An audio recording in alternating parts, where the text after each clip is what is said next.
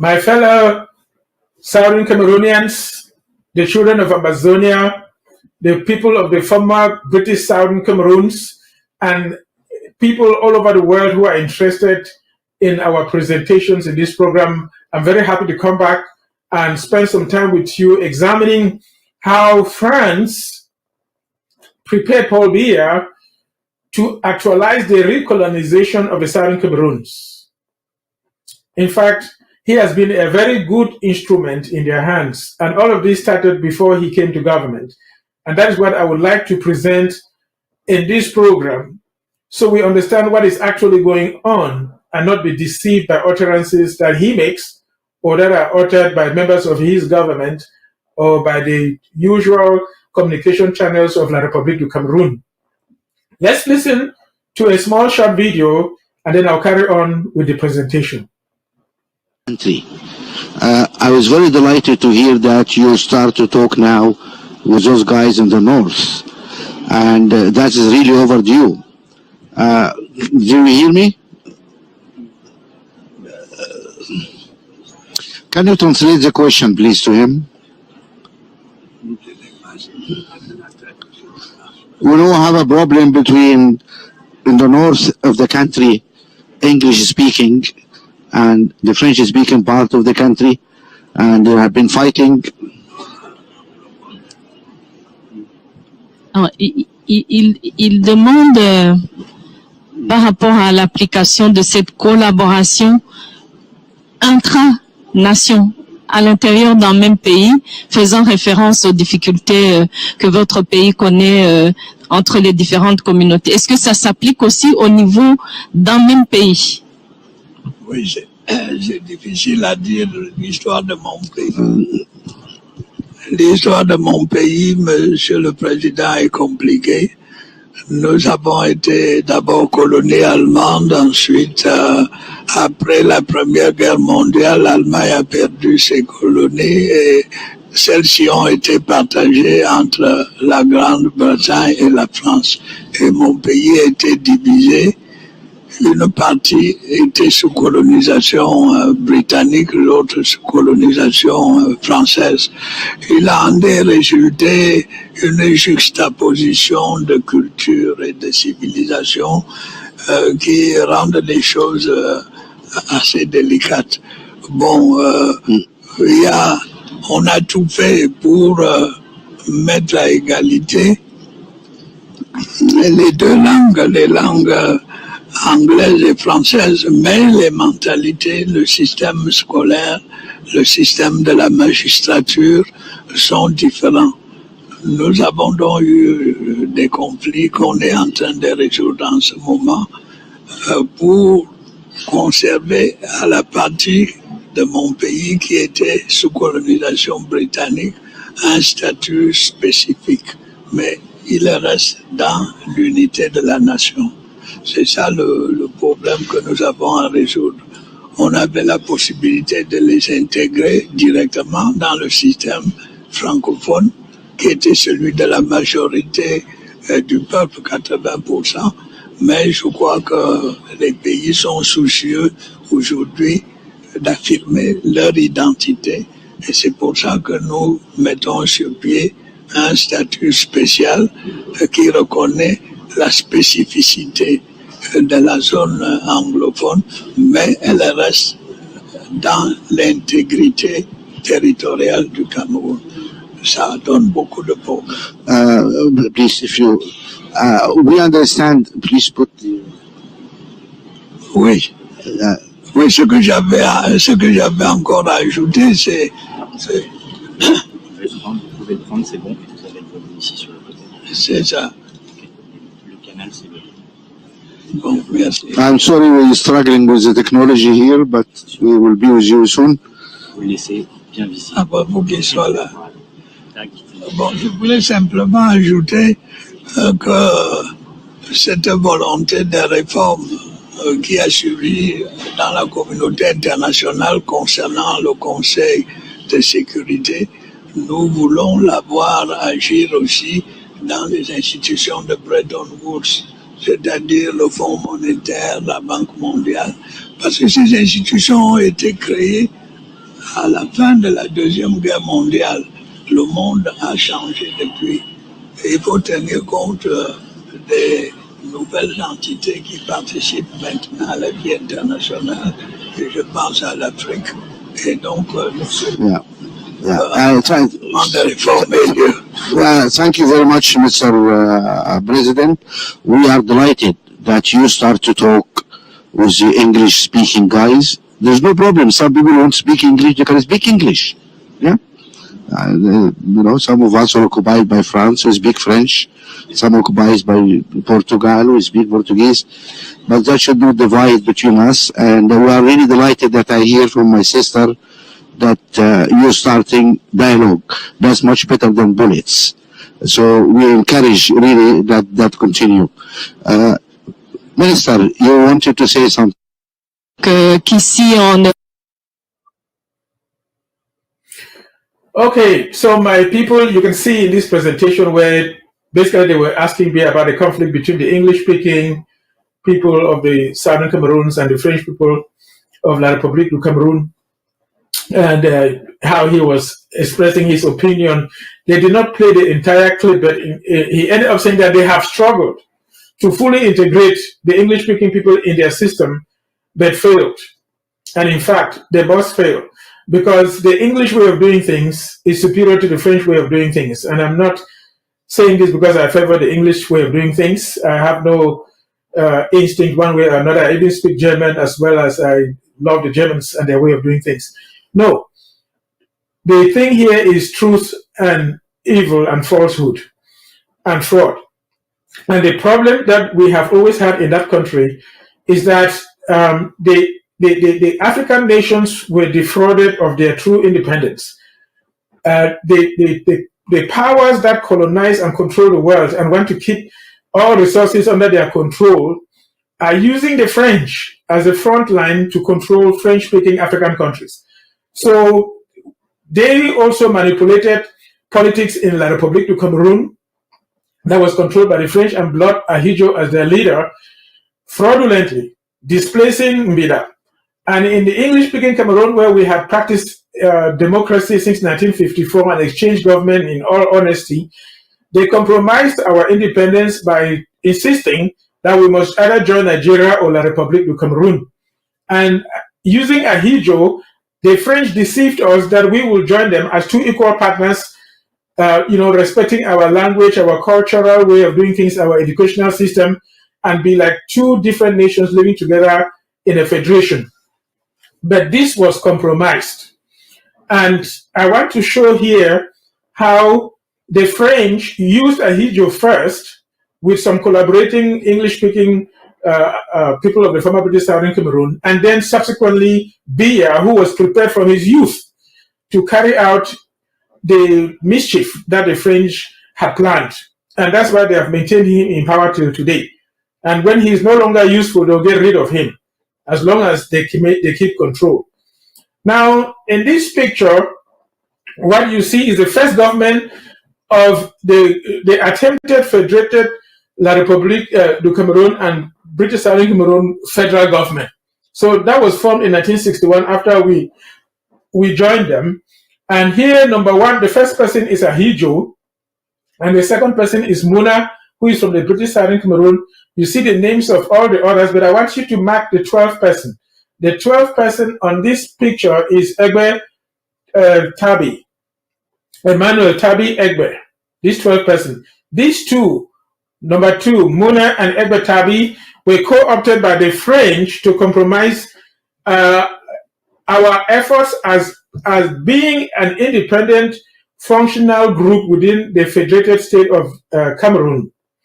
And I will read here what happened. So this is how the Federal Republic of Cameroon, Ahidjo did everything possible to abolish it. So the destruction of West Cameroon was accelerated and planned when the Élysée, the French presidency, instructed Amadou Ahidjo, the president, number one, Emmanuel Egbe Tabi, number 12, and S.T. Mona to collaborate with following instructions from Paris to get rid of all vestiges of former British Southern Cameroon, and especially to get Joa from government on January 12 of 1968. It should be recalled that the process began in earnest when Amadou Ahidjo used EML Endele to propose dissolution of all political parties and creation of a single national party. All political parties in the two Cameroons were effectively dissolved except Ahidjo's party, which used to be called Union Camerounaise, and they just basically added national to it to call it Cameroon National Union.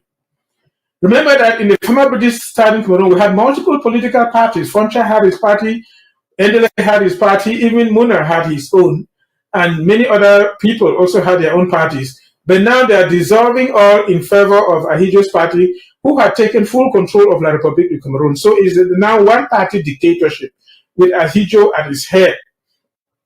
He simply, as I said, added national to this Union Camerounaise, and he became Union Nationale Camerounaise, and the English version is Cameroon National Union.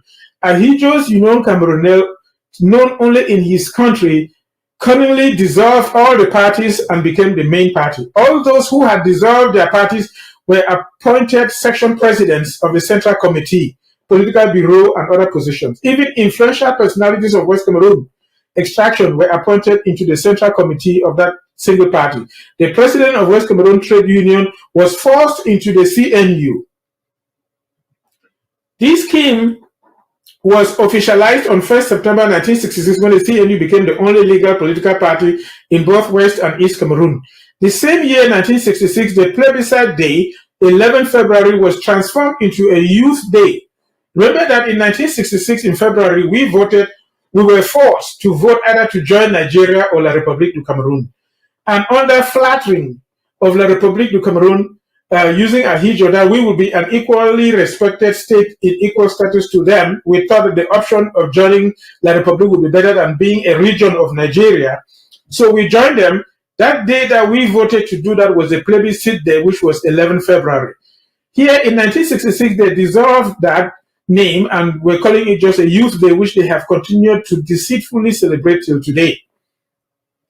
Now, having illegally and unconstitutionally appointed Solomon Tanding Muna as Prime Minister of West Cameroon, the stage was gradually set for total annexation of Southern Cameroons. Now, you know that our form of government in the former British Southern Cameroon, before we tried to join them, was that, you know, the country votes for a party platform. And the political party that had the majority, the leader of that party became the Prime Minister, just like you see in the British form of government.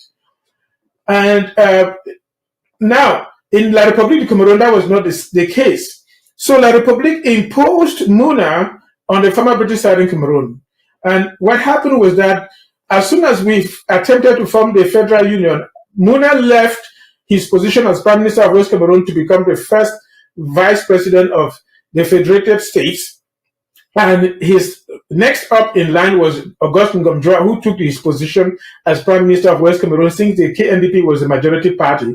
But in this case, Ahidjo came and imposed Solomon Tanding Muna as Prime Minister to replace Ngomjoa because Ngomjoa had instincts to defend our independence and sovereign operations in West Cameroon. And Muna, remember, had been co-opted by the Élysée, the French presidency, to collaborate to destroy our infrastructures. So Muna now was imposed, not elected from a party platform. And so the stage was now set. And so Muna was imposed on us. First and foremost, he wasn't eligible to be Prime Minister because he wasn't a member of Parliament. Take note of the fact that we were operating Westminster-like parliamentary system of government at that time. Only an MP could be voted a Prime Minister. When Ahidjo announced that he had appointed Solomon Tanding Muna to replace Auguste Ngomjoa, West Cameroon members of parliament booed and jeered at him.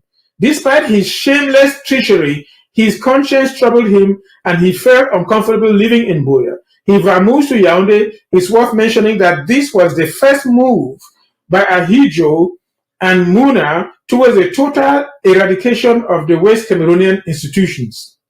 2 years later, in 1970, the French Secret Service got ample intelligence that frustration and hopelessness and anger, as well as discontent, were increasingly growing amongst the people of the former British Southern Cameroon as a result of the mismanagement of the Federal Republic. Secondly, crude oil was discovered Indian County.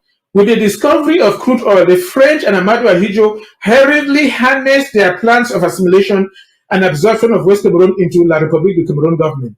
They wanted to have a firm grip on West Cameroon so as to exploit these resources unperturbed. Thus, any form of federalism would have been a hindrance to them. So between 1970 and 1972, Amadou Ahidjo, via his comrade in destruction, Solomon Tandeng Muna, made life more difficult for Southern Cameroonians. They kept giving one reason or the other why the federation was an impediment to the progress and development of the two federated states. They argued that the federal system was bureaucratic, cumbersome, and above all anti-developmental. Meanwhile, in 1970, John Gouk Foncha, who was vice president to Ahidjo, was finally dismissed and replaced with Solomon Tandeng Muna. Remember that John Gouk Foncha was the legitimate prime minister of West Cameroon, having been elected in a free and fair election in 1959. And he's the one who negotiated with Ahidjo the forceful coming together of the British Southern Cameroon and East Cameroon in Fumba, given details of how they tricked our people, trying to manipulate their mindset to accept what the French wanted to impose on us. And I indicated how basically they tried to put them in some nice bungalows with alcohol in refrigerators, nice place to live with beautiful Fumban women, womanize them, let them drink, get drunk, and basically just sign off the land of the British Southern Cameroon to the French.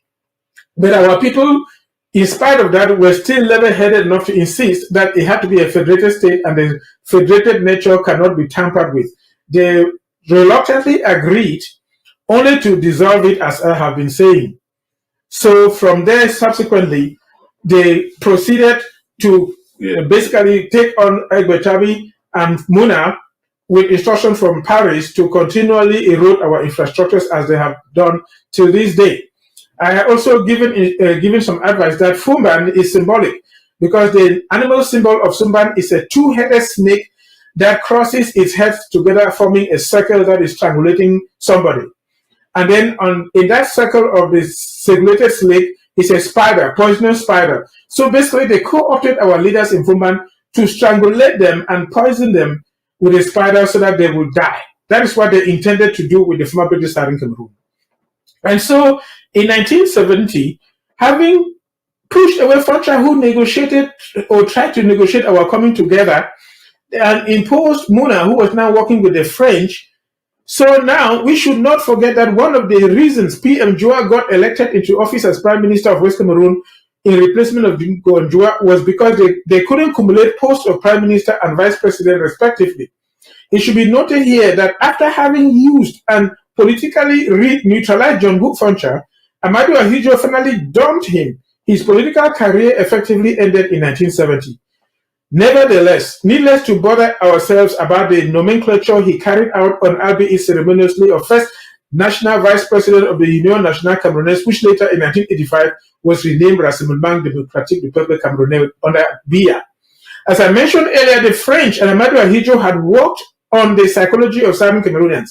They were told that their lives would be better if the president was more powerful and could intervene and act on issues without passing through the cumbersome and bureaucratic nature of the Southern Cameroonian parliament. Let our people know that the Federal Republic of Cameroon has inter alia in Cameroon Oriental, East Cameroon, the House of Assembly, and Cameroon Occidental, West Cameroon, the House of Chiefs, and West Cameroon House of Assembly. There was also a Federal National Assembly whose ministers were elected from the two Cameroons. Ahidjo and Muna insisted, remember, in collaboration with the French, that if all these houses, chiefs, West and East Cameroons were dissolved, life would be better, civil servant salaries shall be increased, projects shall be realized, much more ado. At the beginning of May 1972, Amadou Ahidjo had traveled to France. He surely went to update Élysée how much progress they had made and surely opined to them that the time was propitious enough to act. He returned to Yaoundé on May 5th, 1972. Remember that the so-called referendum was on May 20th. So we are talking here less than 3 weeks. That's about just above 2 weeks and 1 day before the so-called referendum. He immediately summoned former Vice President of the Federation, John Gouk Foncha, to his office, the one he had sacked. He told him that he had made up his mind singularly to dissolve the federation. John Gufoncha argued and rejected the idea, reminding Ahidjo that any dissolution of the federation was against what they had agreed in Fumban, which was enshrined in the federal constitution. He stated in section 47 that any proposal for a revision of the present constitution which impairs the unity and integrity of the federation shall be inadmissible. He further told Ahidjo that he was going to meet with his people for them to collectively oppose it. Ahidjo looked at him, laughed, crossed his legs, and asked which people was he talking about. In order to end the discussion, Ahidjo reminded Foncha that he is done with him and that he could leave his office. Leaving Ahidjo's office with anger, John Foncha invited his brothers, he thought, to meet and take a common stand on how to stop Ahidjo from dissolving the federation. In the course of their meeting, he discovered that Ahidjo had touched and possibly oiled the lips of almost everyone. That means Ahidjo had bribed them. He, Foncha, found himself alone and so could not mount any opposition in rejecting Ahidjo's peaceful revolution project. Bribery and corruption is inherent in La République du Cameroon. They have always used it to get their way by bribing and corrupting and killing. After having managed to neutralize everyone, Ahidjo convened the Assemblée Fédérale du Cameroon on May 6, 1972. In his speech, he enumerated all the purported ills found in the federal constitution and then averred, "J'ai décidé de mettre fin à la fédération," loosely translated in English as, "I have decided to put an end to the federation." He then scheduled a referendum 2 weeks later, that is 20th May 1972. No one knew what was going to happen. Vice President Solomon Tandeng Muna was appointed as a campaign manager. Always they use English-speaking people, Anglophones, people in the former British Cameroon as their campaign managers. Remember that when they were going to dissolve the political parties, they used EML Endele. Now they are using Muna as a campaign manager to dissolve the federation to form a union. Neither Solomon Tandeng Muna nor any other close ally of Ahidjo knew what the Ahidjo had up his sleeve. Even though Muna was working with Élysée, he never knew the full details. They went around selling an unknown product called Unitary System of Government. They lied to the people that the unitary system was better than federation as it was going to bring government nearer to the people. It is noteworthy to mention that no one knew what was going to be on the ballot. On the referendum day proper, 20th May, our people saw this infamous ballot of "Do you wish to?" And the answer was "oui" in French, which means yes, or yes in English. There wasn't any ballot for no or no. If you were to vote against, let me say in passing that some Cameroonians have claimed on the media that there was a no or no ballot, but none has been able to show proof of it. There was no proof of any ballot to vote no. Those who dared ask or question the process or ask to the other ballot paper were immediately silenced by killing. Some of our barristers and non-Ambazonians were there, who witnessed a charade on that day, are alive and strong. They can testify more on Ahidjo's peaceful revolution. It was more or less the annexation and absorption of Southern Cameroon into La République du Cameroon. After the charade in the name of a referendum, Ahidjo divided the two Cameroons into 7 provinces. He divided his part to 5 provinces, while West Cameroon was divided into 2 to be called Northwest and Southwest provinces of the United Republic of Cameroon. Since it's difficult to completely bury the truth, Amadou Ahidjo came up with a new name to identify the people of the former British Southern Cameroons. He named them Anglophones and that of his compatriots Francophones. So our people moved from Southern Cameroons to West Cameroons, and in 1972 were Anglophones and so divided into Northwest and Southwest. This was the grand design by Élysée to completely annex, assimilate, absorb the people of the Southern Cameroons into La République du Cameroon. Divide, conquer, and rule. The whole idea of Amadou Ahidjo replacing the federal system of government with a unitary one was a subterfuge aimed at nibbling the bud of any secessionist tendencies our people might have had as a result of the way the federation was being managed. He had to justify it how the 4 houses of assemblies were eating a good chunk of the mega national budget, thereby impeding development. Guess what? Ahidjo's new Assemblée Nationale was more expensive than the 4 houses put together. In a nutshell, Amadou Ahidjo had no intention of bringing development nearer to the people, but had the sole objective of absorbing Southern Cameroon into La République du Cameroon, more so because of his natural resources. If the Southern Cameroons was like Chad or Central African Republic would not have bothered about them uniting or federating with them. Needless to mention that La République du Cameroon falsified the history of the two Cameroons. I got to know this from a communication officer of the Union de Population du Cameroon party. He confessed to me after the debate at Sky One Radio that they were told that one of their tribes called Anglophone was part of their country, but unfortunately ran to Nigeria, and that they have recaptured and brought them back to Cameroon. Any critical observer of our state history would agree with me that the so-called and unauthorized Fumban Conference was a pathway to our annexation.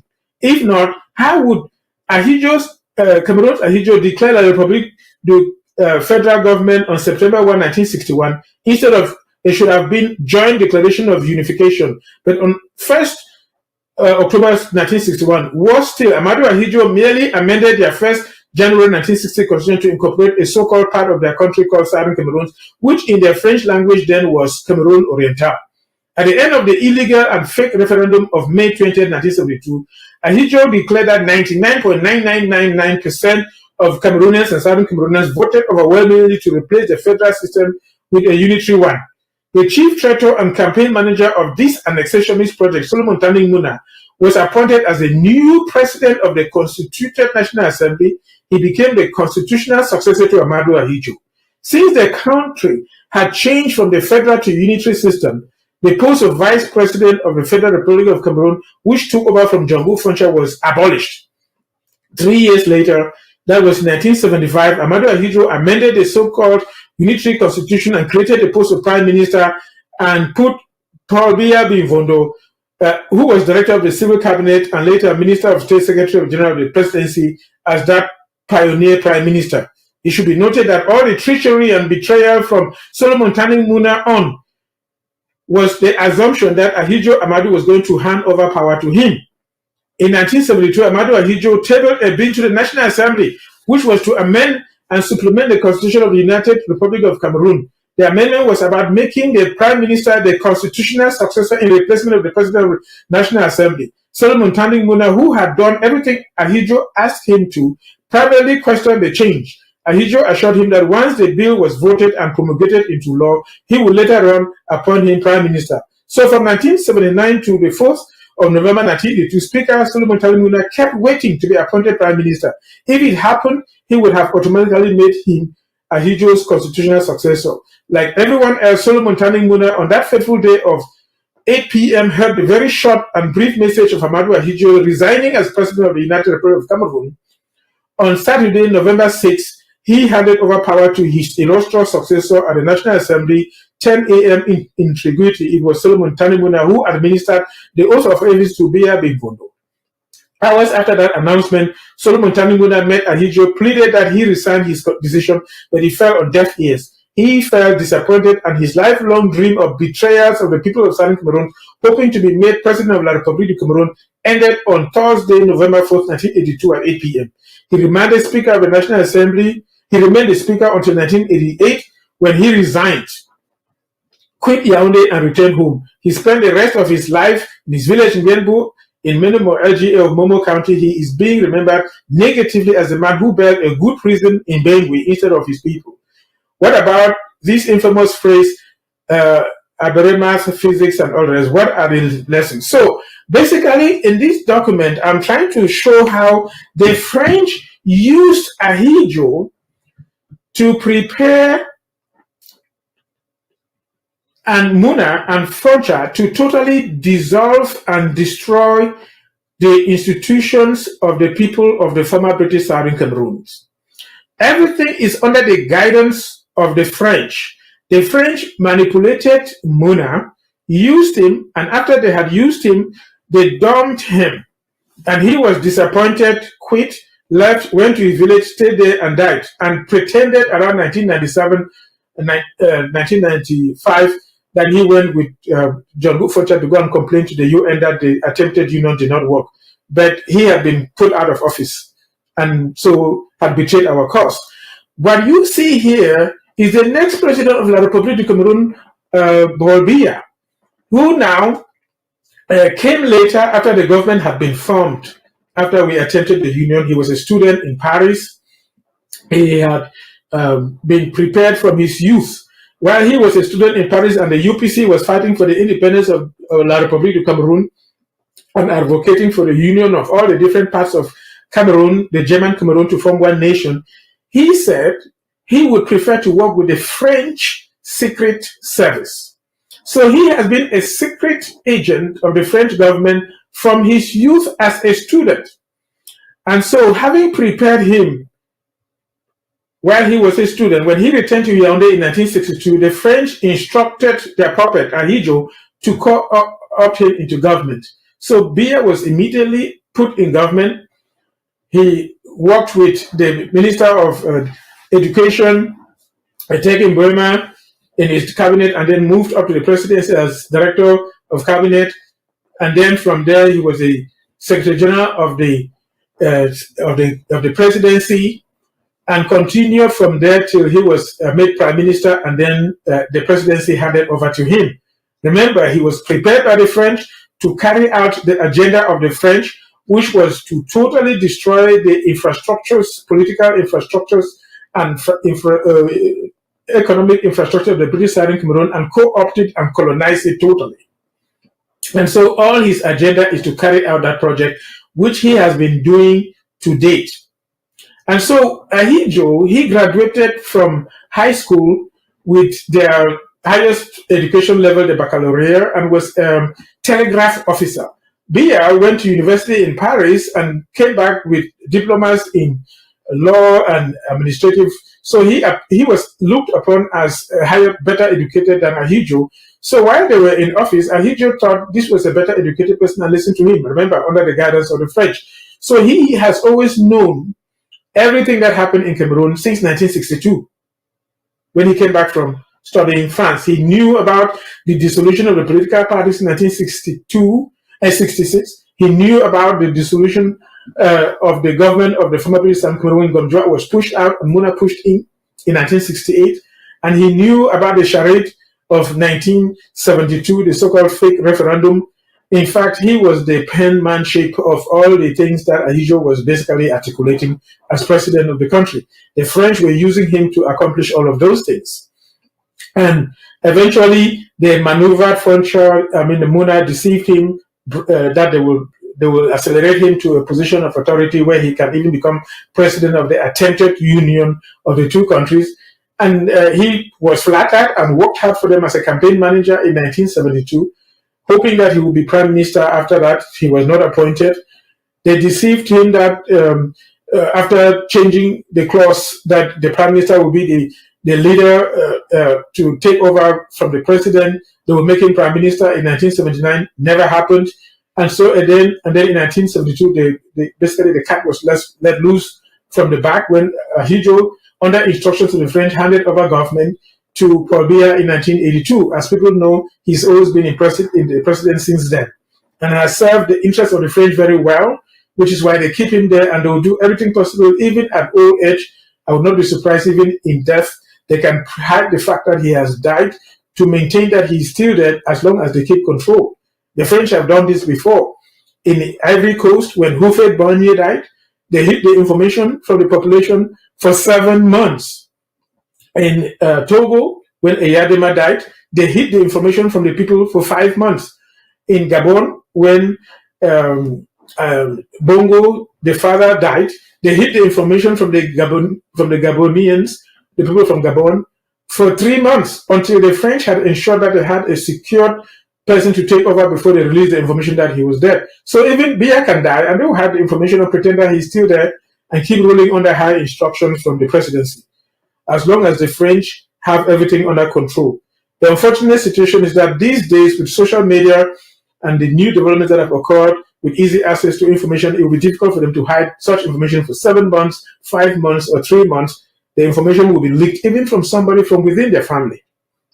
So this Biya had been prepared from his youth, while he was still a student, to carry out the mischief of French control of La République du Cameroun, as well as decolonization or recolonization of the former British Southern Cameroon, and co-opted under full control of the French.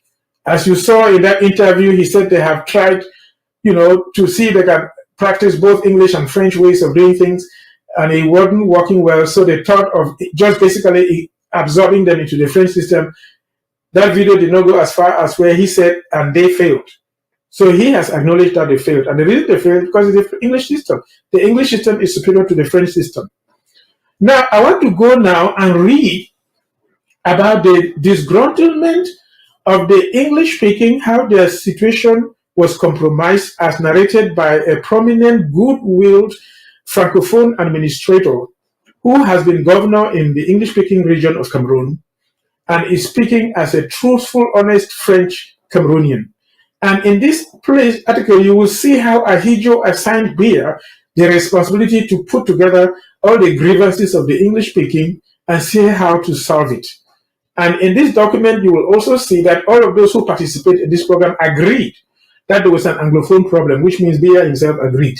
So if some of his ministers like Atananji and others claim that there is no Anglophone problem, they are lying because they got the Biya that they are serving acknowledged in 1979 that there was an Anglophone problem. And that problem remains till this day. And he continues to carry on the project of the French, where they got to the point where they basically instructed him, I think the time had arrived, just get rid of anything mentioning English Cameroon and just call it La République du Cameroun, which is what they were before we met in Fumba. They did not know that they lacked common sense because to the common man, it just means that they seceded from the attempted union and went back to what they were before we met in Fumba, which means that they have seceded to their boundaries before we attempted to meet in Fumba. And so Gonji Dinka reminded them, be logical. If you are seceding from the union, just carry your people, administrators, and troops out of our territory to your boundaries and leave us by ourselves, which until this day, they don't seem to understand. But anyway, it's the French using them to keep us under control to continue looting and stealing our resources. But let me read to us the confessions of David Aboam Achoy, a former governor of the northwest and southwest regions of Cameroon, the former British Southern Cameroon, how he reports here what has happened. So these are the facets that come to mind about the grievances of the British Southern Cameroon. Criticism of the centralized state, the transfer of decision-making centers from Yaoundé, far from the population and from their problems. Remember, Ahidjo promised that by getting rid of the federated state infrastructures of different parliaments and different governments, the government will be brought closer to the people. This has not happened. Even when Biya himself came to power, he said he will bring the government closer to the people. It's not happened. People have been chasing files to Yaoundé, even retirement files. Old people, frail, going to Yaoundé, sleeping on stairs of ministries just to chase their files to get their retirement, while they come from very remote areas. Failure to respect commitments relating to the equitable consideration of institutional, legal, administrative cultures, traditions, and inherited from the former administering powers. Remember that Ahidjo had promised before the United Nations Decolonization Committee that they will respect the culture of the English speaking and their language and their educational system, their way of governance, their legal system. But David Abomacho is saying how our people were complaining that this was not being respected. Failure to respect the solemn promises made during the referendum campaign. Remember, this was in 1972. Promises were made that people will no longer be chasing files to Yaoundé. Government will come closer to the people. All those promises have failed. Change of the name of the state, replacement of the United Republic of Cameroon by the Republic of Cameroon. In the referendum, Ahidjo promised that government will be better, so people voted thinking they will go from a Federal Republic of Cameroon to United Cameroon. And now they have even gone worse by getting rid of the United Republic to a Republic of Cameroon, like I explained before. Failure to respect bilingualism in the public sector, although the Constitution makes French and English two official languages of equal value. And he will go now into details. Now, you go to some ministries in Yaoundé, things have been made worse. They have tribalized the system where key strategic ministries like finance and others, they now have recruited basically Beti Bulus who speak their native language. They don't even speak English and French anymore. You go there, they laugh at you because they have everything under their control. So number one, criticism of the centralized state. Having been stripped of the important powers exercised in complete autonomy by the state of West Cameroon, many compatriots from this part of the territory have developed a deep feeling of nostalgia, unease, frustration, discomfort. This feeling grew stronger over the years following the advent of the unitary state. It is not simple nostalgia for a more or less bygone era of dreams. It is the comparison between the quality of public governance practiced since 1972 and that which was in honor in the Federated State of West Cameroon, which systematically leads a large number of actors to criticize the first and to regret the second, many of whom wished they would go back to what they were before. So, first of all, we left Nigeria in 1954, went to Biya, ruled ourselves, and exchanged government peacefully without arms. And we know what it means to be free. We're the first groups of people in sub-Saharan Africa to achieve independence, semi-independence, and practice democracy-changing government. Ghana became independent in 1957. We had left Enugu in 1954. So we know what that means. Where people vote, it's counted, and it means something who is the winner. Now, we have practiced all of that.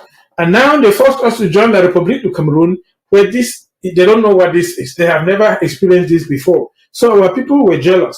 Even after 1961, we tried to be autonomous in a way, ruling ourselves with our own government, starting with John Forcha, then Ngomjua. And even then, we managed and were doing things better, practicing our English system of doing things, until they got rid of it in 1972. After 1972, the people realized that the period from 1961 to 1972 was better than after 1972, and they were regretting that they had lost it. So, this feeling is real even among those who have not experienced the self-government of West Cameroon as a federated state. Even those who did not experience it feel it. We can talk endlessly about the conclusions of the Fumban Conference of July 1961. It is fair to recognize that it granted very important powers to the federated states, the conference in 1961, on a list of equally important matters which they were called upon to manage in complete autonomy.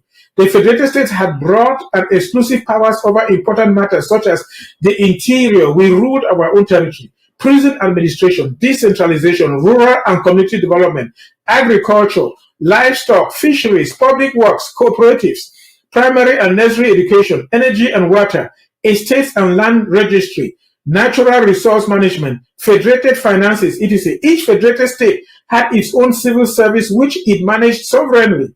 That of Western Cameroon was managed with the help of the Public Service Commission, a sort of higher council of the civil service, responsible for ensuring the objectivity of appointments and promotions as well as respect for ethical principles in the management of careers. What happened in East Cameroon is bribery and corruption. You bribe your way through, or you are connected to the people who make decisions. In West Cameroon, we were ensuring that you are qualified, you were competent to do the position you are taking. And even they were monitoring that your performance was adequate. The management of natural resources by the future federated states was of particular sensitivity in July of 1961. In separate interviews, John Foncha, S.C. Mune then, and A.N. Jua told me, this Aboy Machoy, that it had been the subject of heated discussions with the delegation of the Republic of Cameroon in Fumban, then in private with President Ahijo. They did not want possible agreements previously signed with France to apply to the Federated State of West Cameroon. France, before they gave independence to La République de Cameroon, a week before, in December of 1959, signed an agreement with Ahijo where France will control all their resources, everything, political life, educational life in East Cameroon. And our forefathers, when they were talking with Ahijo, were insisting that they don't want those binding agreements to apply to us. It is also with a view of sharing income from the exploitation of certain natural resources, mines and hydrocarbons in particular, that they demanded and obtained that the population figure of each federated state be clearly mentioned in the text of the Federal Constitution of September 1, 1961. Our forefathers fought hard to ensure that our resources were not co-opted by the agreement that La République had with France. Cameroon has been considered a curiosity on the constitutional level, with a strong presidential system without counterweights at the federal level, but a classic parliamentary system at the level of the federated states. In Eastern Cameroon, classic parliamentarianism could not function despite the provisions of the constitution of the state because of the unification of political powers and the fact that President Ahidjo continued to exercise daily influence on the management of public affairs in this part of the territory that he already led as president of the republic before the reunification. In East Cameroon, the president controlled everything happening in parliament. And that's what the Francophones have always done, even after we joined them, trying and then dissolved our institution. You see that the president controls everything. We recall the resignation letter of a former prime minister of Eastern Cameroon, Vincent de Paul Ahanda, in which he suggested that President Ahidjo was not letting him assume his responsibilities. One man controls everything. They put you in an office, but they don't allow you to do anything. However, in Western Cameroon, parliamentary democracy was fully exercised after 1961 in compliance with the constitution of this state. The elections were organized by an independent electoral commission created by a federal law of November 1961, the very first in a country sharing French. Through its composition, the method of designating its members and its operating rules, it was truly independent of the executive and the legislative. That means the prime minister and the parliament could not control the independent electoral commission. It functioned independently. Its president, Justice Asomani, confirmed this to me during an interview.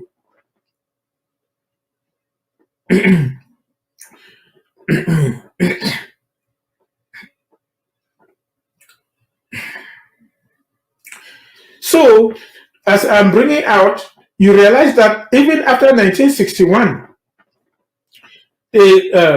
our people were able to function autonomously to a certain extent, while the French were working hard in collaboration with Mona and Egbe and Ahidjo to disrupt and destroy our institutions. And we had an independent electoral commission. The government had to be invested by parliament. So after election, the parliament controlled things before it took office, and it was responsible to it. The government was responsible to the government, to the parliament. Parliament, made up of two chambers, House of Assembly and House of Chiefs, was jealous of his prerogatives. President Ahidjo himself, despite all the authority he had, realized this on several occasions, notably in 1966. Our parliament would resist Ahidjo.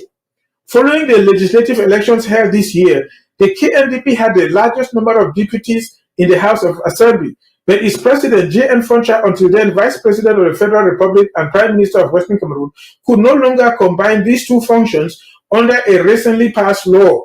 President Ahidjo decided to replace him with the Honorable St. Muna, whom he considered more federalist than number two. That means that they could control with the French, Augustin Gamjoa. But Parliament sent him a firm message that he would refuse nomination to a government led by a minority party.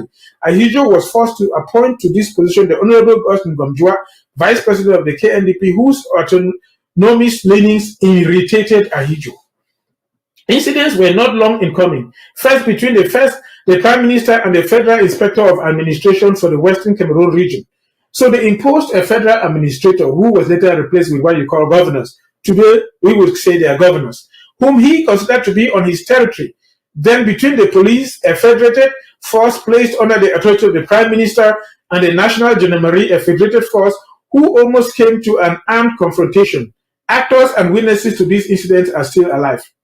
The frustrations, the fact that all this was removed without being replaced on a managerial level by something better or even as good, generated frustrations and demands whose effects are still experienced today.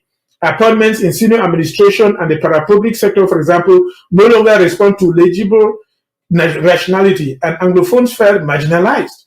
Whereas until then, everything was done on the side in Western Cameroon, it was now necessary to go to Yaoundé to follow the files. Our compatriots from this part of the national territory came with the conviction that the civil servants were indeed at the service of users. They were stirred by the welcome given to them by public officials who, despite the bilingual nature of the state, forced them to jabber in barely intelligible franglais, often amid laughter and jeers. When our people try to go to East Cameroon and manage to speak French, they will laugh at them and jeer at them. The transfer of decision-making centers to Yaoundé, the decision-making centers, once close to the populations, and their problems have all been transferred far from them to be concentrated in Yaoundé. Consequently, hyper-centralization, experiencing delays, multiple inefficiencies in public management, lack of accountability of leaders towards the populations they are tasked with serving. Two examples will suffice to illustrate it here. The government has decided to centralize the National Park of Civil Engineering Equipment in Yaoundé. All the civil engineering equipment hitherto held by the public works subdivisions in the regional capitals and certain departmental capitals. All machinery in good condition from the former public works department of Western Cameroon was thus transferred to Yaoundé. We had the PWD, public works department, that was fixing our roads. They carried all the equipment to Yaoundé to now be rented. So people no longer had the right to use the equipment that they bought with their own money. You had to go to Yaoundé to rent your equipment that was taken away.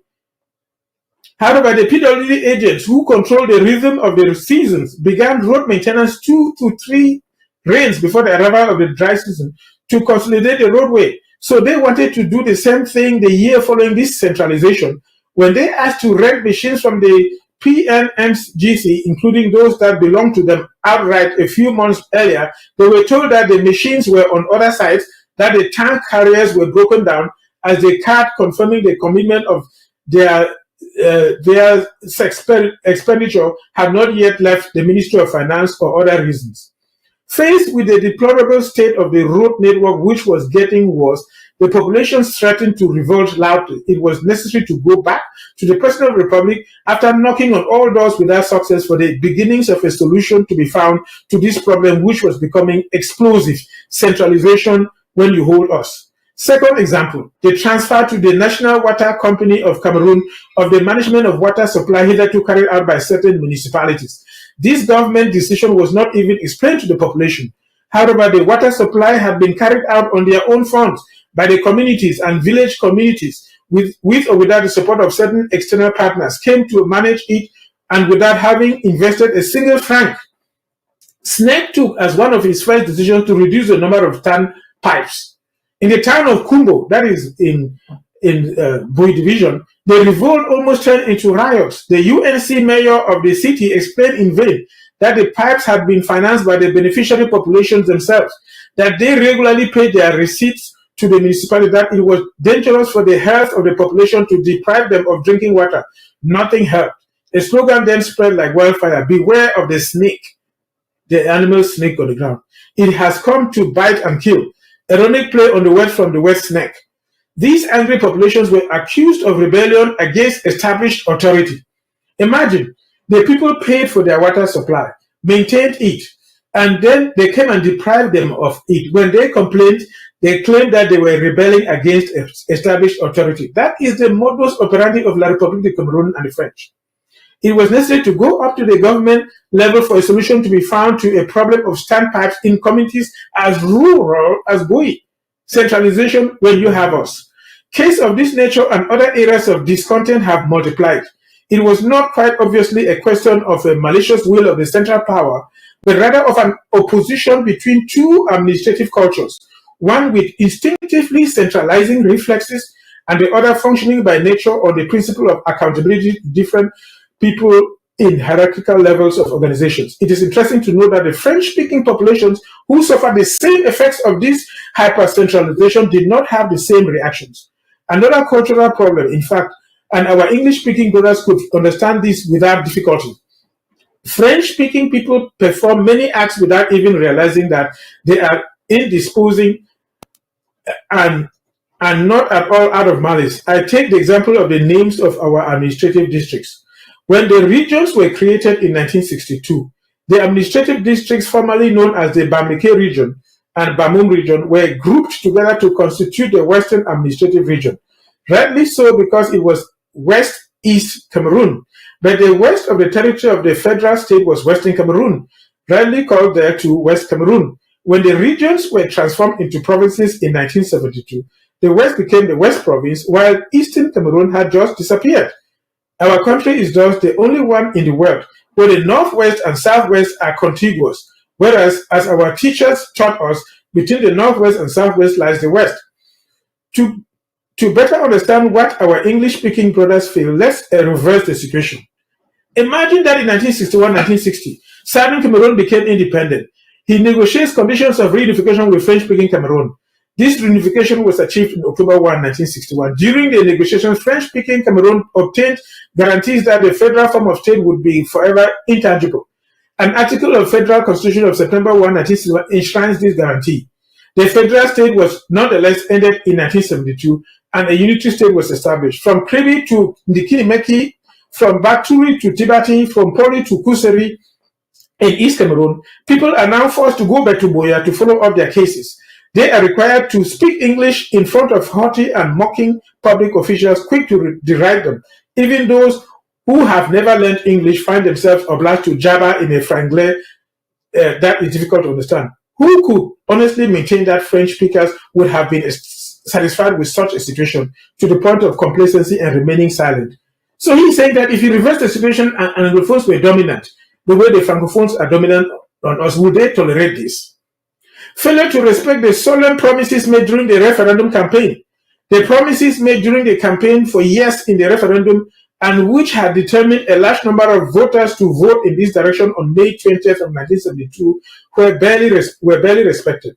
This is particularly the case of the acceleration of development, which in these two regions was to result from the savings made thanks to the abolition of the institutions and organization of the Federated States. The proxies of the federal government and the UNC party had indeed promised the asphalting, the tarring of roads, the construction of dams, the urbanization of cities, the development of border areas, etc. I personally attended some of these speeches, having been part of the team of the political secretary of the UNC and Minister of the Federal Territorial Administration. I then served as Director of Territorial Organization in this ministry.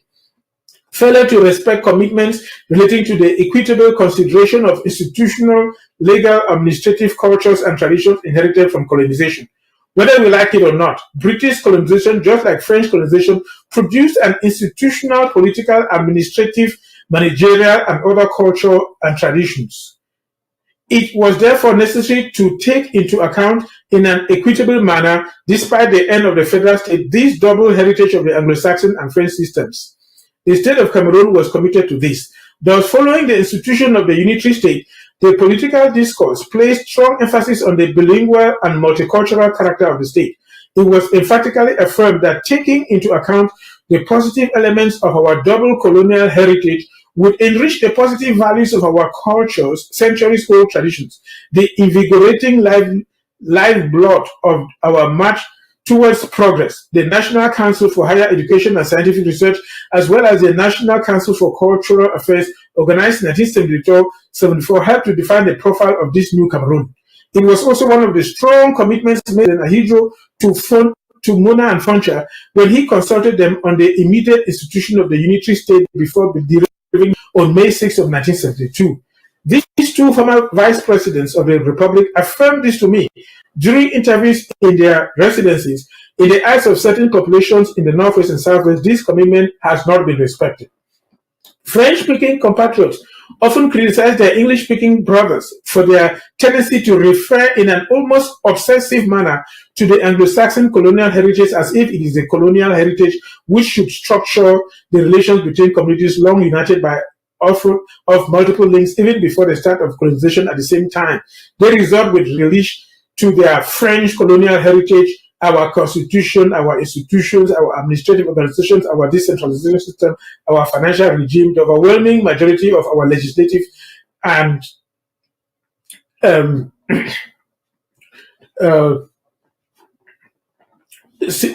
financial overwhelming of legislative and regulatory texts came from French colonial heritage. Sometimes we even engage in simple transpositions, going as far as photocopying as during the establishment of National Elections Observatory.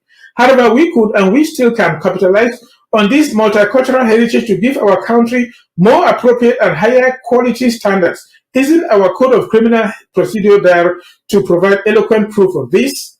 This penchant for institutional mimicry pushed protest movements like the Cameroon Action Movement to accept that French-speaking Cameroon was continuing by proxy French colonization in West Cameroon. Emerging in 1979 and probably based abroad, this movement circulated numerous leaflets in Cameroon, most of them posted from Canada and the United States. These leaflets denounced pell-mell the marginalization of English speakers treated as second-class citizens in their own country, the Frenchification of Cameroon, disregarding the equality of two colonial heritages, the transformation of National Assembly into a simple registration chamber, contrary to what took place in West Cameroon, excessive decentralization, the multiplicity and complexity of procedures, the abandonment of development priorities, which were those of Western Cameroon before unification, with the consequence of slowing down development in this part of the territory. For example, aware of the impact of these messages, the support for which was accumulating, President Ahidjo dispatched strong delegations to Bamenda and Biya, made up of members of the government, the political bureau, and the central committee of the UNC. Their mission was to restore the facts in their truth, to give explanations to the populations, to warn them against the harmfulness of such messages, and to reduce tensions. Then he set up a high-level ad hoc committee to reflect on the Anglophone problem. So you see that in 1979, the problem came to a head. A group of diasporan Anglophone Cameroonians now put everything together, the complaints, and were distributing leaflets. Ahidjo tried, under the control of the French, to infiltrate our territory, claiming that they were trying to explain things, to bring them back to the way things should be and all of that. So he set up a delegation to go out and investigate this. Only 3 of the members of this committee are still alive. By the grace of God, His Excellency Paul Biya, then Prime Minister, Mrs. Dorothy Limunga Njema, then Deputy Minister of National Education, and myself. These were the only 3 still alive who participated in that high-level commission. Then Governor of the Northwest Province. Everyone else has already died. I will quote from memory. Solomon Tandeng Muna, President of National Assembly, was chairman of the committee. Ministers of State, Minister Samuel Ebua, Sadu Daudu, Victor Aisim Vodo, Emmanuel Egbetabi, Namata Elangwe, Christian Songwe Abongwa, Joseph Chongwen Awunti, the Deputy and Administrative Secretary of the UNC, Thomas Ebangalame, the Permanent Secretary of the National Defense, Samuel Kame, the Director General of DIRDOC, Jean Foshive, the Governor of the Southwest, Fonfosi Yakumto. I was appointed as the rapporteur of this committee. He is the one who wrote down what this committee gathered. Professional secrecy prohibits me from disclosing here the findings, conclusions, and recommendations contained in our report. I wish he were bold enough to publish this. He says he cannot disclose what they found. However, out of respect for historical truth, I must point out that none of the members of this committee expressed the slightest doubt about the existence of an English-speaking problem in Cameroon, including Paul Biya. In 1979, all of them who participated agreed that there was an English problem in Cameroon. All of them who participated, including Paul Biya. So when his ministers like Paul Tanganji claim that there is no Anglophone problem, he's lying, because the God Paul Biya he worships acknowledged then that, yes, there was an Anglophone problem. The work lasted a whole week. After reading our report, the President of the Republic decided to receive individually each of the members of this committee. I remember that on this occasion, he gave me his point of view at length on the different contours of this question before requesting from me concrete proposals on the aspects specific to my province. That is the Northwest region. Recognized at the time as real by the highest authorities of the state. Has the English-speaking problem disappeared as if by magic? No, certainly not. Especially since certain facts have been added to an already complex situation. It's like they have put pepper to the wound. They have put salt to the wound. They have poured petrol to the fire. Change of the name of the state, replacement of the United Republic of Cameroon by Republic of Cameroon is one of them. Upon its accession to independence, the former state under French supervision took the name Republic of Cameroon. It is with the Republic of Cameroon that Southern Cameroon negotiated the conditions of reunification. At the advent of this, the Republic of Cameroon became the Federated State of Eastern Cameroon, and the Southern Cameroon, the Federated State of Western Cameroon within the Federal Republic. The change of name of the state in 1984, abandonment of the United Republic of Cameroon and return to the Republic of Cameroon, was perceived in many circles as a simple phagocytosis, that's consumption, swallowing up of the former British Cameroon by the former Eastern Cameroon. The most pessimistic saw in it a clear desire to eliminate, even on a symbolic level, the contribution of the former West Cameroon to reunification and the construction of a larger nation. This change of name also brought back among many compatriots from the Northwest and Southwest, the feeling of constituting a distinct entity, the one whose population sovereignty had chosen to find brothers or sisters from another entity from which they had been separated, so that the two could live in harmony and equality. For the East, it was therefore necessary not only to resist this phagocytosis, but also to perpetuate this entity through a name which would recall the history of this part of the national territory. The name Ambazonia seemed to address this concern. This is a Francophone talking, who has been in administration before Biya even became a member of government in 1962. When does this name come from? Before Portuguese explorers reached the Wari and gave it the name Rio dos Cameroons, they had docked in the Bay of Limbe. The saint of the day was Saint Ambrose in the Julian calendar. We are in 1492. They therefore gave this bay the name Ambas Bahia, Ambrose Bay. Under the influence of English, this name became Ambas Bay. This is the origin of the dance, whose spelling was Frenchified to become Ambas Bay or Ambasi Bay or something else. But the name Ambazonia was not unanimous. Hence, they returned to that of Southern Cameroon. For the sake of truth, it should be noted that the people behind this name change were in good faith. These are good-minded people. These are not terrorists. These are not people who want to destroy even La République du Cameroon. They want to rather build a stronger, better nation that takes care and need of all its people. I discussed it with some of them, brilliant academics, newly integrated into the strategic decision-making circles at the top of state. They were still little informed about certain realities of deep Cameroon, and only in the process of developing the reflex to summon them when preparing the authorities' decisions public in order to guarantee healthy reception by the different segments of society. At no time had it occurred to them to make some of their compatriots uncomfortable. Their reasoning was rather the following. They had not intended to discomfort the Francophones. Nationality had been the credo of the public powers under the federal state and the United Republic. The election of President Biya at the end of December 1983 marked the entry of Cameroon into the era of national renewal. The national renewal postulating that it was necessary to move from national unity to its higher phase, national integration. This transition constituted a real mutation which had to be reflected through the very name of the state. The United Republic of Cameroon should therefore become the Republic of Cameroon. The bill submitted to the National Assembly was worded as follows. As of the date of promulgation of this law, the United Republic of Cameroon becomes the Republic of Cameroon. It is a parliamentary amendment which resulted in the current formulation. The United Republic of Cameroon takes the name of Republic of Cameroon, wording that is otherwise incorrect from a legal point of view. The instigators of this project did not realize that instead of a change, it was rather a return to the name of the state of Cameroon under French supervision upon its accession to independence a quarter of a century ago. The tabling of this bill stirred up many people in the Northwest and Southwest provinces. In Biya, where I was serving then, I was personally challenged by dozens of people, including UNC officials, who asked the meaning, the opportunity, and the justification for this return to the situation before reunification. In Yaoundé, the ministers from the two English-speaking provinces were all upset. Many are alive and can testify to this. Some deputies from the Northwest and the Southwest even advocated an open rebellion and recommended a negative vote.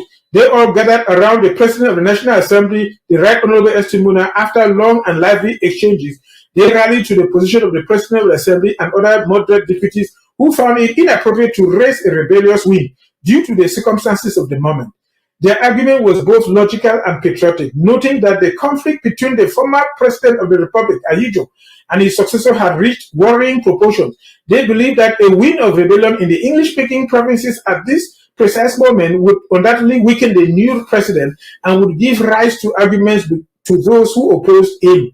April 6, 1984, they renounced the revolt, but instructed the President of the National Assembly to draw the attention of the President of the Republic to the state of mind of the populations in the electoral districts, and to ask him to find, with the wisdom of Father of the Nation, a solution satisfactory for all. Concerns relating to this law only faded due to the occurrence in this troubled period of serious events, the death sentence of the former President of the Republic and the mutiny of the Republican Guard of April 6, 1984. Everyone understood that in times like this, the entire people have to stand together behind their leaders. Failure to respect bilingualism in the public sector. Although the constitution makes French and English two official languages of equal value, of the 6 facets of the Anglophone problem recorded above, which would be insusceptible to solutions, none, I absolutely indicate none. So what to do? History has presented Cameroonians with the sublime challenge, that of building, based on the unique journey of their country, a united state capable of constituting a model of integration of the various colonial legacies and its centuries-old traditional values. If it succeeds, it can serve as a model, even a reference for all English-speaking, French-speaking, Spanish-speaking, Portuguese-speaking countries in Africa.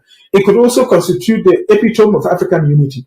This challenge can be met. It must be. This can, however, only be done with humility, in dialogue, consultation, and cordial understanding. Neither the power of numbers nor military force can achieve this. Indeed, it is well known, opinions are like nails. The more you hit them, the more you drive them in. Let us not make the mistake of looking down on this problem. We risk having bitter awakenings, or else it is our children and grandchildren who will have them. When I first read the word Boko Haram in a newspaper, I was abroad. I then asked a fellow Nigerian consultant for information on this group. With a smirk, he replied, "You know, it's just an insignificant group of enlightened fanatics faced with the thousands of deaths, the hundreds of thousands of refugees and displaced people, the hundreds of billions of francs used to fight this Ebola, or the nameless suffering that it continues to inflict. No one could use such language today. What happened? Boko Haram was found support outside. Let us not wait until compatriots who are uncomfortable and who cry out about their discomfort will one day come out of despair to seek support from outside. We talk to criminals to free hostages. Let us discuss with all compatriots who feel the need to free Cameroon from threats to peace, stability, and security." In the 1960s in France, a unitary millennial state, the Front for Liberation of Brittany, denounced what it called French colonialism in Brittany. Trainee in a prefecture in the west of France he was studying, I saw some of its activities brandishing the flag instead of the French flag. Today, only historians still ask about the FLB. It is not the result of a war, nor of an embattlement of all the protagonists of the FLB. It is the consequence of a political offer, the result of a Republican dialogue. A few years ago, I was chatting with somebody, one of the main leaders of the secessionist movement, with whom we had served in Bamenda. By chance, we found ourselves in Sweden, very happy to see each other again. At the end of more than 2 hours of discussion, he had this sentence: "My brother, since no one wants to listen to us, everyone will end up hearing us." I pointed out to him that he always called me his brother, even though during our discussions I argued against secession. With a smile, he said to me, "It is you in your own way who don't want to listen to us. Let us listen to all the children of the homeland without prejudice, as requested by the President of the Republic in this message to the nation." And he goes on and on. This is David Aboem Achoy. Basically, this is an honest, very good Francophone administrator who was in government before Biya came, who is recounting all the bad things that have happened as France, using Ahidjo and subsequently Biya, basically destroyed our infrastructures and phagocytosed us, absorbed us, or swallowed us up to deprive us of our livelihood, of our independence, of our sovereignty, and our liberties. And this is an honest person talking here, and he is saying, by refusing to listen to us, they will end up being those who will suffer the most. In fact, if they will not listen, they will soon lose their hearing. But the people of the former British Cameroon will still come out and emerge as have been determined, because the former Secretary General of the United Nations, who was supervising the independence of African countries, Dag Hammarskjöld from Norway, said that forcing the former British Southern Cameroon to live with French Cameroon as one nation is like forcing an inflated balloon under the ocean. One day that balloon will come back out. And a balloon that is not broken, is not burst, and full of air, the water will not get in. So it will emerge distinct, well identified as a separate nation, and be recognized and approved and celebrated by the world, regardless of what they do. So the French have tried their best using Ahijo and prepared Biya while he was still studying and used him after to accomplish their mischief by absorbing West Cameroon and depriving us of our independence. But in spite of that, they will still lose. As you see today, France is having trouble with its government. In 1 year, they have had 4 different prime ministers. Economically, they are not doing well. They are highly indebted. Their debt is astronomous. In fact, they are becoming very soon the sick man of Europe, economically speaking. They will soon be like Greece and by some extent Italy, and struggling because they have been living off of Africans. They have been living off our resources and our wealth, just laying down, eating, and not by hard work, but by defrauding us and stealing what we have. And with time, they will lose it, just like they have lost it across the Sahel in Burkina Faso, as they have lost it in Mali, as they have lost it in Niger. They are making every attempt to kill the leaders of those countries, but they will fail. And with time, the puppets that they are still using in the rest of Africa, including Paul Biya, that they have used over the years since 1962 in La République du Cameroun, they too will not only naturally die, but they will lose it. And these countries will emerge totally independent and free from the control of France and their collaborators of those cabal, the cabal that tries to control the world and steal its resources. My people, I know this has been a long program, but I wanted to bring out for us to understand how our independence was stolen away from us using Ahijo, and how Biya himself was prepared to finish the job that he has been carrying out. And the selection or so-called election process of La République du Cameroun is just trying to hang on, in the mischief that they have been doing. But even then, that too will not succeed. So I want to thank everybody who has listened. I hope the things that I read were helpful to us and will increase our level of knowledge and education. Be reassured, we are not terrorists. We do not seek the death of anybody. We want everybody to live well and be happy, thrive, enjoy the life that God has given them, succeed in this life, and do very well. We wish our neighbors good. We wish them good life and good living as well. But please, don't kill us to steal our stuff. That is what has been happening, and that's what we have been talking about. God bless everybody. Thank you very much.